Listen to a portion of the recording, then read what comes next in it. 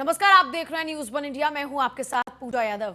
उत्तर प्रदेश में आपको बता दें कि लगातार आंकड़ों में इजाफा हो रहा है कोरोना के। इस बीच अगर मुख्य खबरों की बात करें तो सबसे पहले बड़ी खबर का रुख करते हैं। यूपी सरकार ने कोविड अस्पतालों के आइसोलेशन वार्ड में मोबाइल फोन के उपयोग पर प्रतिबंध लगाने का आदेश वापस ले लिया है। कोरोना मरीज शर्तों के साथ मोबाइल का इस्तेमाल कर पाएंगे। पहले उत्तर प्रदेश के स्वास्थ्य महानिदेशक के गुप्ता की तरफ से आदेश जारी कर कहा गया था साफ साफ प्रदेश के कोविड-19 समर्पित L2, L3 चिकित्सालयों में भर्ती मरीजों को आइसोलेशन वार्ड में मोबाइल फोन अलाउ नहीं होगा, क्योंकि इससे संक्रमण फैलता है। हालांकि अब योगी सरकार ने इस आदेश को वापस ले लिया है और आइसोलेशन वार्ड में मरीज मोबाइल का इस्तेमाल कर पाएंगे। ताजा आदेश के मुताबिक शर्तों के साथ रोगियों को निजी मोबाइल के प्रयोग की अनुमति दी जा सकती है।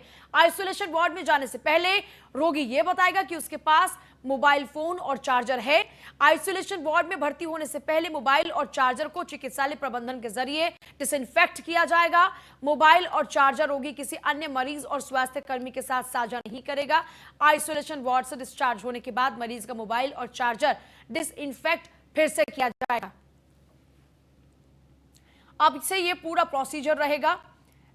विवादित चिट्ठी के लिए के गुप्ता को सीएम कार्यालय से फटकार भी पड़ी है। चिकित्सा शिक्षा विभाग के महानिदेशक हैं के गुप्ता, और मोबाइल बैन पर अब यूपी सरकार को पलटना पड़ा है, यू टर्न लेना पड़ा है, फैसला वापस लेना पड़ा है और फैसले को जनहित के खिलाफ बताया।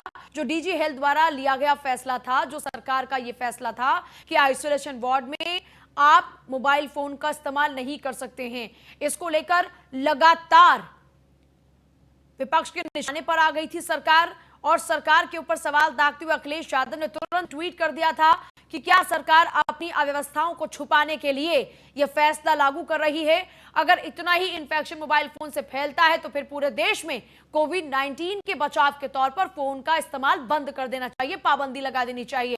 बार बार लेकिन अपनी चिट्ठियों से सरकार की फजीहत करा रहे हैं के गुप्ता। पहले पीपी किट्स के मामले में और अब मोबाइल पर बैन लगाने को लेकर फिर से इनकी भी फजीहत और सरकार की भी फजीहत। आखिरकार सरकार को यह फैसला वापस लेना पड़ा है।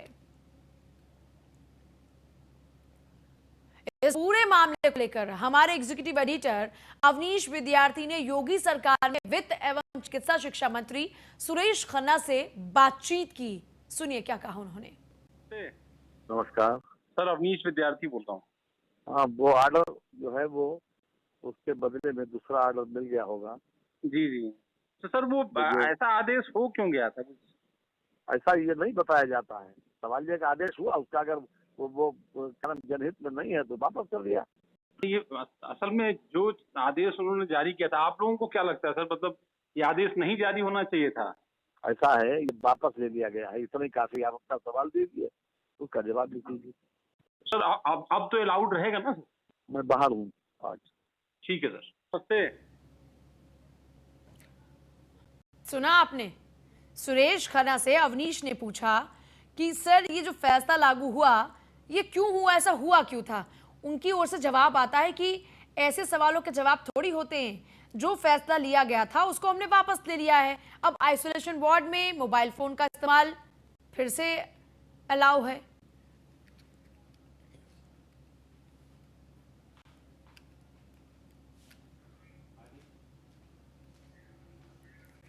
सीएम योगी आदित्यनाथ ने अफसरों को निर्देश दिए हैं। राज्य सरकार के प्रयासों से अब तक 23 लाख से ज्यादा श्रमिक लौटे हैं।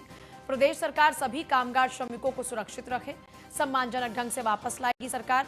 सीएम योगी ने दिया माइग्रेशन कमीशन गठन करने का निर्देश। श्रमिकों को उनके कौशल के अनुरूप रोजगार दिलाने में मदद करेगा माइग्रेशन कमीशन। यूपी में कोरोना मरीजों के लिए 78,000 से ज्यादा बेड उपलब्ध। प्रदेश के एमएसएमई सेक्टर में रोजगार की असीम संभावनाएं मौजूद।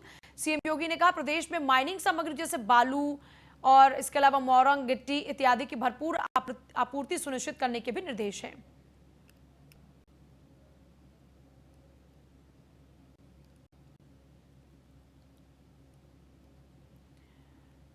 देखिए, सीएम योगी आदित्यनाथ ने अफसरों को निर्देश दिए हैं, क्योंकि जो लगातार प्रवासी मजदूर पहुंच रहे हैं अपने राज्य में, 23 लाख से ज्यादा ऐसे श्रमिक हैं जो कि लौटे। सरकारी आंकड़ा है कि 23 लाख लोग वापस लौटे हैं। अगर देखिए इस लिहाज से देखा जाए 23 करोड़ की आबादी में लगभग फिर से ये 23.5 करोड़ का आंकड़ा हो जाता है अगर 23 लाख यहाँ पर श्रमिक वापस लौट रहे हैं तो। खैर, जो मजदूर वापस लौटे हैं उनको उनके कौशल के मुताबिक रोजगार दिलाने में कमीशन का गठन हो रहा है, जो कमीशन मदद करेगा। उत्तर प्रदेश में कोरोना मरीजों के लिए 78,000 बेड उपलब्ध हैं। एमएसएमई सेक्टर में रोजगार की असीम संभावनाएं मौजूद हैं। प्रदेश में माइनिंग सामग्री जैसे बालू, गिट्टी, मोरंग इत्यादि की भरपूर आपूर्ति सुनिश्चित करने के भी निर्देश हैं। सीएम ने निर्देश दिए हैं, मतलब ये आप ये समझ लीजिए कि रोड मैप तैयार किया है कि इस रोड मैप के जरिए जो श्रमिक इस वक्त उत्तर प्रदेश में वापस लौटे हैं उनके पालन पोषण का इंतजाम होगा, ताकि वो लोग रोजगार प्राप्त कर सकें और उनके सामने जो रोजी रोटी की एक समस्या है उसको दूर किया जा सके। माइग्रेशन कमीशन इसके लिए काम करेगा।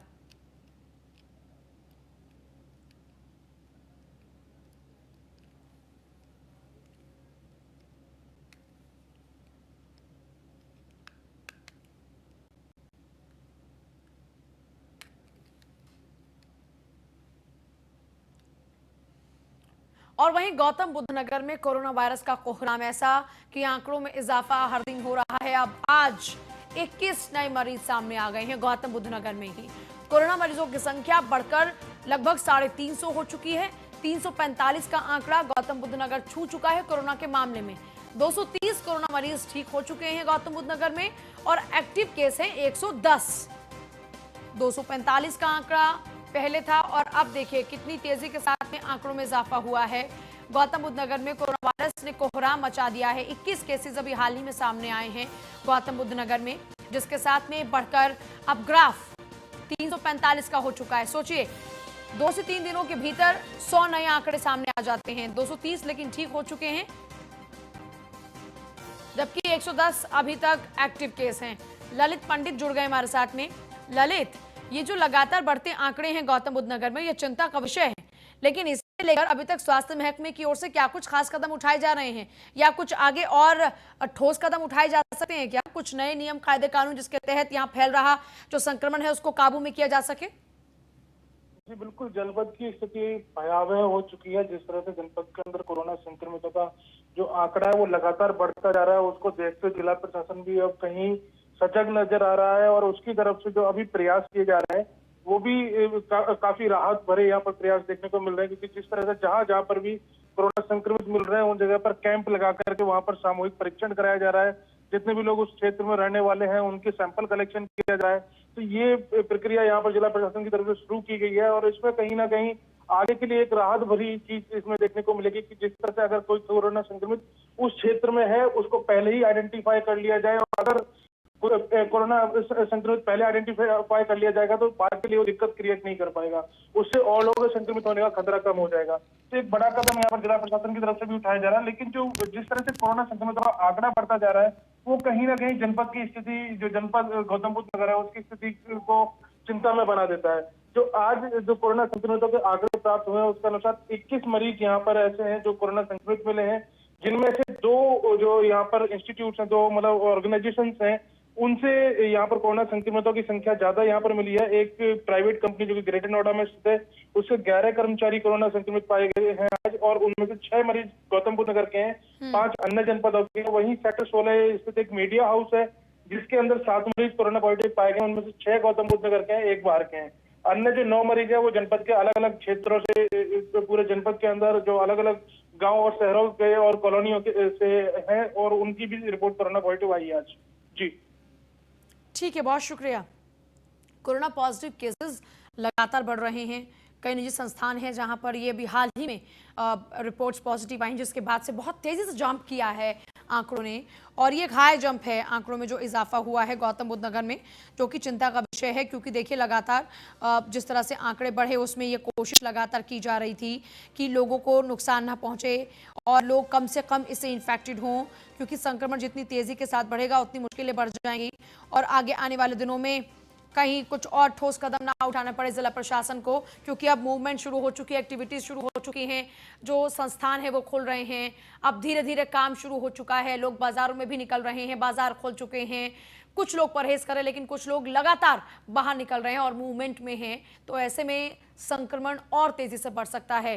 वाराणसी में भी कोरोना का तांडव लगातार जारी है। वाराणसी में कोरोना के 18 नए केस सामने आए हैं।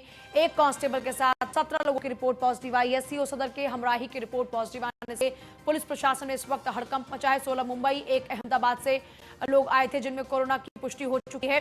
वाराणसी में कोरोना के मरीजों की संख्या 147 इसी के साथ हो चुकी है। एक कांस्टेबल के साथ 17 लोगों की रिपोर्ट पॉजिटिव आई है। विभाग में इस वक्त हड़कंप मचा हुआ है। मरीजों की संख्या 147। वाराणसी में कोरोना वायरस का तांडव इस कदर बढ़ रहा है कि 18 नए केस सामने आए हैं। तुरंत सुजीत हमारे साथ, हमारे संवाददाता हैं। सुजीत, क्या कुछ जानकारी फिलहाल आपके पास में? 18 नए केसेस लगभग सामने आए हैं जिनमें एक कांस्टेबल भी है। पुलिस महकमे तो उस वक्त हड़कंप मचा होगा और उसको लेकर क्या कुछ इंतजाम किए जा रहे हैं कि संक्रमण को कम से कम फैलने दिया जाए विभाग के लोगों तक? जी, बताते चले कि अब प्रतिदिन कोरोना के मरीज वाराणसी में बढ़ते जा रहे हैं। जिसको तो बोला जाए कि वाराणसी के प्रशासन के हाथ पांव फूल रहे लगातार, और जिसमें एक पुलिसकर्मी है, 18 जो और 17 लोग हैं, 17 जो प्रवासी आए हैं, बाहर से काम करके आए, मुंबई से आए, अहमदाबाद से है, वो लोग इसमें पड़े हुए हैं, मिले हैं। जो और लोगों की जांच अभी जा गई है उसमें भी प्रशासन के हाथ पांव फूल रहे हैं। 147 मरीज हो चुके हैं वाराणसी में। लगातार जिस हिसाब से मरीजों की संख्या बढ़ रही है, इसी तरह देखते देखते 150 के आंकड़ा पार करने जा रहा है। और इसी तरह संख्या बढ़ती रही तो जिला प्रशासन के लिए जो छूट दी गई है, इस छूट को शायद प्रशासन द्वारा रोक न लगाया जाए। हो सकता है कि रोक लगा देगा, जिसके कारण और लोगों को दिक्कत का सामना करना पड़ेगा। जी, अच्छा, ये पता लगा कि ये जो तेजी से संक्रमण फैल रहा है काशी में, इसकी क्या वजह है? ये जो लोग आ रहे हैं प्रवासी नागरिक वो हैं या फिर इसके पीछे लापरवाही है प्रशासनिक स्तर पर और लोगों की भी? देखिए, इसमें प्रवासी जो आ रहे हैं ये तो है ही है, उसके साथ साथ बात की जाए जिला प्रशासन की लापरवाही तो है ही है। कहीं ना कहीं जो लोग बेसड़क पे घूम रहे हैं, कहीं प्रशासन इनके रोक नहीं लगा पा रही है, कहीं रोक लगाती है। और जो मास्क लगाने की बात आ रही है, मास्क लोग लगाएं तो ऐसी घटनाओं को रोका जा सकता है। लेकिन सोशल डिस्टेंसिंग का पालन नहीं हो रहा है और मास्क लोग नहीं लगा रहे, दुकान खोल रहे हैं, दुकानों में भीड़ हो रही है, वहाँ भी सोशल डिस्टेंसिंग का पालन नहीं किया जा रहा है। कहीं ना कहीं ये प्रशासन की लापरवाही कही जा सकती है। बहुत ही शुक्रिया आपका तमाम जानकारी के लिए। अमरोहा में कोरोना 13 नए मामले सामने आने के बाद हड़कंप मचा है। बचरायू और डिडौली के ये कोरोना पॉजिटिव बताए जा रहे हैं मरीज। 35 लोगों की जांच रिपोर्ट में 13 पॉजिटिव पाए गए हैं। अमरोहा में कोरोना मरीजों की संख्या इसी के साथ हो गई है 56।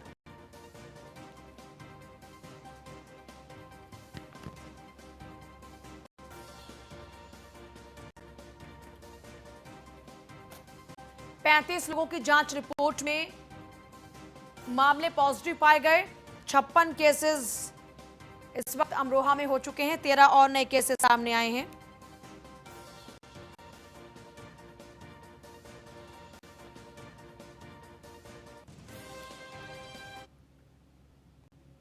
पीछे हापुड़ भी नहीं है। हापुड़ में भी लगातार ग्राफ बढ़ रहा है कोरोना का ग्राफ बढ़ा 6 नए केसेस के साथ। 3 प्रवासी मजदूर सहित अन्य 3 लोग कोरोना पॉजिटिव पाए गए हापुड़ में। मरीजों की संख्या इसी के साथ हापुड़ में हो गई है 41।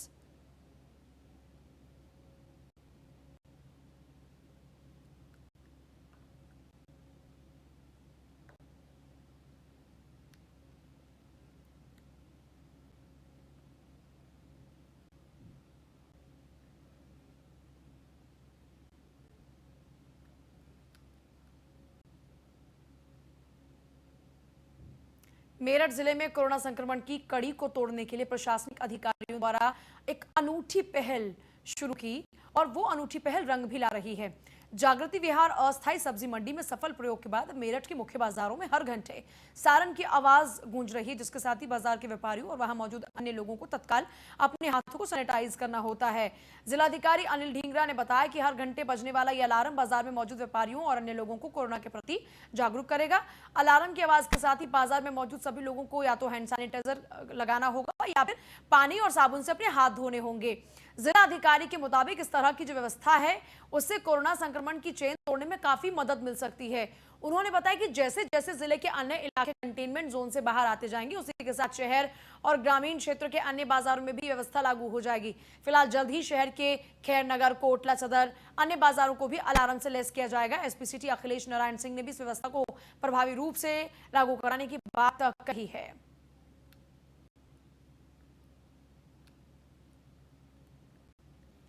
देखिए, मेरठ प्रशासन की ओर से वाकई एक अनूठी पहल है जो शुरू की गई है। एक निर्धारित समय है, निर्धारित समय पर एक अलार्म बजेगा। इसको अगर आसान शब्दों में आपको समझाएं तो जैसे ही अलार्म बजेगा, वहां पर मौजूद लोग, चाहे वो ग्राहक हो, चाहे वो दुकानदार हो, व्यापारी हो, सभी को अपने हाथ या तो साबुन और पानी से धोने होंगे या फिर उनको सैनिटाइजर लगाकर अपने हाथों को सैनिटाइज करना होगा। इससे होगा ये कि आप कितने मशगूल क्यों ना हो, अलार्म आपको याद दिलाएगा कि अब वक्त हो चुका है अपने हाथों को सैनिटाइज करने का, ताकि कोरोना के प्रभाव को कम किया जा सके। जितना ज्यादा आप सैनिटाइज रहेंगे, जितना ज्यादा आप स्वच्छ रहेंगे, उतना ही ज्यादा ये खतरा आपके लिए कम हो जाएगा। गोरखपुर में डबल मर्डर से सनसनी, गोली मारकर 2 युवकों की हत्या हुई। घटनास्थल पर मिला बाइक, 3 गोली का खोखा, एक जिंदा 9 mm की गोली मिली है। शराब की बोतल, बाइक बरामद हुई। दोनों ही युवकों की नहीं हुई शिनाख्त। सूचना पर एसएसपी सहित घटनास्थल पर पहुंचे अधिकारी पुलिस शव को कब्जे में लेकर जांच में जुटी हुई है। झंगहा थाना क्षेत्र के बरगदवा गांव के पास नदी के किनारे का यह पूरा वाकया है।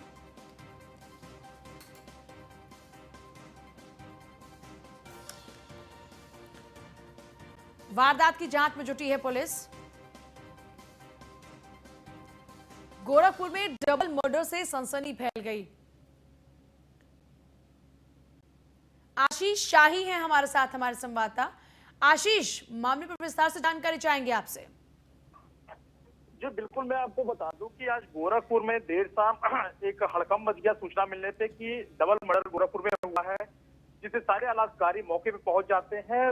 मौके पे पहुंचने के बाद लोग देखते हैं कि 9 mm के 3 खोखे बरामद होते हैं, जिसमें एक जिंदा कारतूस भी मिल जाता है।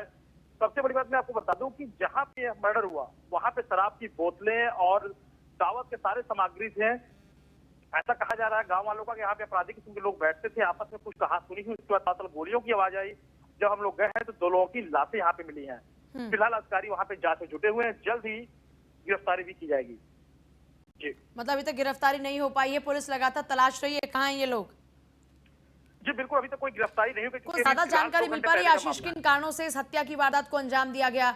आखिर क्यों ये डबल मर्डर किया गया? कोई पहले का इनका अपना कोई संघर्ष रहा है इससे पहले, या क्या वजह है खास तौर पर? जी बिल्कुल, मैं आपको बता दूं कि अभी शिनाख्त नहीं हो पाया है। ये एक नदी का किनारा है जहाँ पे दूर दराज से ये लोग आए हुए थे। झाड़ियों में दावत कर रहे थे और आपस में कोई कहा सुनी को लेके आपस में गोलियां चल गई, जिससे 2 लोग मौके पे ही एक्सपायर कर गए। और फिलहाल वहाँ पे एक बाइक भी मिली है, जिसके बाइक के नंबर से उसका डिटेल निकाल के पुलिस छापेमारी करना चालू कर दी है। जल्द पुलिस आरोपियों को गिरफ्तार कर लेगी। ठीक है, बहुत ही शुक्रिया। अभी पता ही नहीं कि कौन लोग हैं और क्या कुछ हुआ है। सिर्फ प्राइमा फेसी इस केस को जो अधिकारी इस वक्त इन्वेस्टिगेट कर रहे हैं, उनका मानना यह है कि आपस में ही इनकी कोई झड़प रही, जिसके बाद गोली चली और उसके बाद डबल मर्डर की वारदात को अंजाम दिया गया। बाइक के सहारे इनकी शिनाख्त करने की कोशिश पुलिस कर रही है। सीएम योगी ने प्रदेश वासियों को ईद की अग्रिम बधाई दी है। योगी सरकार में मंत्री मोहसिन रजा ने भी बधाई दी है। लोगों से सोशल डिस्टेंसिंग के पालन के साथ ईद मनाने की अपील की है। ईद की नमाज घर से ही अदा करें, मोहसिन रजा ने कहा है।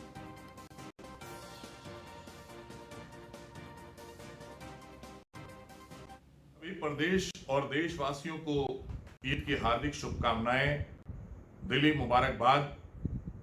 इस बार की ईद हम सब घर पर ही रहकर मनाएंगे। ईद की नमाज भी घर पर अदा करेंगे और पूरे दुनिया के लिए दुआ करेंगे। पूरे मुल्क के लिए, हिंदुस्तान के एक एक व्यक्ति के लिए दुआ करेंगे कि हमारा मुल्क फिर से वैसे ही वापस हमारे मुल्क की ईद हो जैसे हमेशा हुआ करती थी। और हमारे कुछ परिवार हैं जो वाकई में जिनकी जीविका रोज कमाने और खाने पर चलती है, उन परिवारों की ईद कैसे हो, इसके लिए ये ईद हम उनको समर्पित करेंगे। इस बार की ईद हमारी ईद उन परिवारों को समर्पित है। हम उनसे खुशियां शेयर करना चाहते हैं, उन परिवारों में खुशियां लाना चाहते हैं जो वाकई में इस कोरोना के दौरान 2 महीने के लॉकडाउन में बहुत परेशान हुए, क्योंकि ऐसी परिस्थिति पूरी दुनिया में आई कि आज ये पहली ईद होगी ऐसी जो हमने अपने होश और हवास में देखी है, या और हमारे बुजुर्गों ने, साथियों ने देखी होगी, कि जिसमें हम एक दूसरे से गले नहीं मिलेंगे, खाली एक दूसरे का फोन से या सोशल मीडिया के जरिए से हम मुबारकबाद लेंगे और देंगे। ना उन्हें हम सिवई खिला सकते हैं, ना हम उनसे गले मिल सकते हैं, लेकिन हम ईश्वर से, अल्लाह से दुआ करेंगे कि अब हमारे जीवन में अब हमारी दुनिया में, अब हमारे देश में कभी इस तरह की ऐसी ईद ना हो और उन परिवारों को समर्पित करते हुए ईद मनाएंगे जिन परिवारों ने 2 महीने वाकई में बहुत परेशानियों का सामना किया। सीएम योगी ने शिवसेना और कांग्रेस पर बोला हमला। कामगारों को शिवसेना कांग्रेस की सरकार से मिला छलावा। कामगारों ने अपने खून पसीने से महाराष्ट्र को सींचा है। लॉकडाउन में कामगारों को उनके हाल पर छोड़ दिया गया। महाराष्ट्र सरकार की वजह से घर जाने को मजबूर हुए कामगार। अमानवीय व्यवहार के लिए मानवता उद्धव ठाकरे को कभी माफ नहीं करेगी।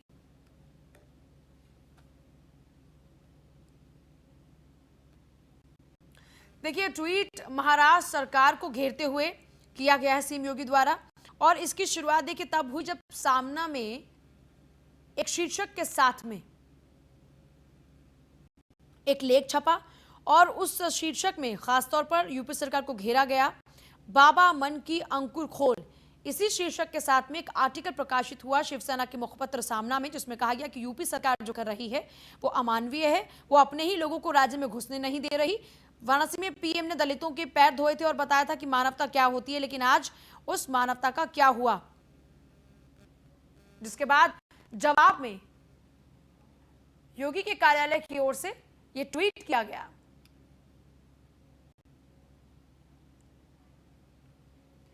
एडीसीपी यातायात दक्षिणी की पत्नी मंजू रावत ने डांस किया। लॉकडाउन के दौरान घर में खुद को व्यस्त रखने के लिए डांस सीखा। मंजू रावत के डांस का ये वीडियो सोशल मीडिया पर वायरल हुआ। डांस के अतिरिक्त पेंटिंग, सीमेंट पॉट, बागवानी कर पौधे भी लगाए। एल्डिको सिटी में रहने वाली महिलाओं को भी प्रेरित किया। लॉकडाउन में कैसे खुद को, परिवार को स्वस्थ रखते हुए व्यस्त कैसे रखा जाए और उसके लिए आपको कैसे कुछ नया करना है। लॉकडाउन में खुद को मानसिक रूप से मजबूत रखने के लिए उन्होंने ये तमाम चीजें सीखी, ताकि कुछ लोग जो अवसाद से ग्रसित हुए या फिर कुछ लोग जो ये कहते रहे कि घर में टाइम पास करना बड़ा मुश्किल होता है या फिर घर में रहना हर वक्त बड़ा मुश्किल होता है, तो ऐसे में अपने आप को खुश रखने के लिए क्या क्या किया जाए, ये प्रयास इनकी ओर से।